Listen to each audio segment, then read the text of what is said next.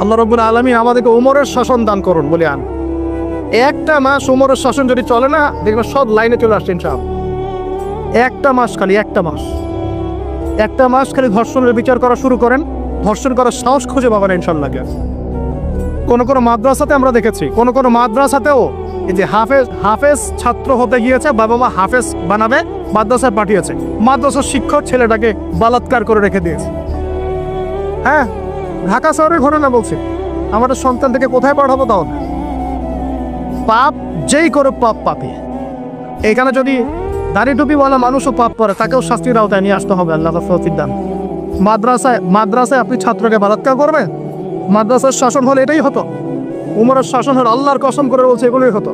ওয়াজ মাহফিলগুলোকে দিনের এই পবিত্র আমানতগুলোকে অনেক জায়গায় ঠাট্টা মশকরার পাত্র বানানো হয়েছে। কোথাও দেখা যায় যে ওয়াজ মাহফিল পিছনে যে বললাম ডিজে জিকির চালু করা হয়েছে। ফাইজলামি শুরু করছো দিন নিয়ে, ফাইজলামি শুরু করছে। আমাদের সবাইকে বোঝার তৌফিক দান করুন। আমরা আশা করি ইনশাআল্লাহু তাআলা আমাদের উপরে যারা আছে তাদের বোধোদয় হবে ইনশাআল্লাহ। আমরা কারো শত্রু নই, ইসলাম কারো শত্রু নয়, কারো খারাপ চায় না। ইসলাম চায় সমাজের ন্যায় প্রতিষ্ঠা হোক, এবং ন্যায়টা যে কারো হাত দিয়ে পলিত হোক, কোনো সমস্যা নেই। XYZ যেই হোক না কেন, যার হাতে ন্যায় প্রতিষ্ঠা হবে আমরা তার জন্য দোয়া করবো ইনশাআল্লাহ।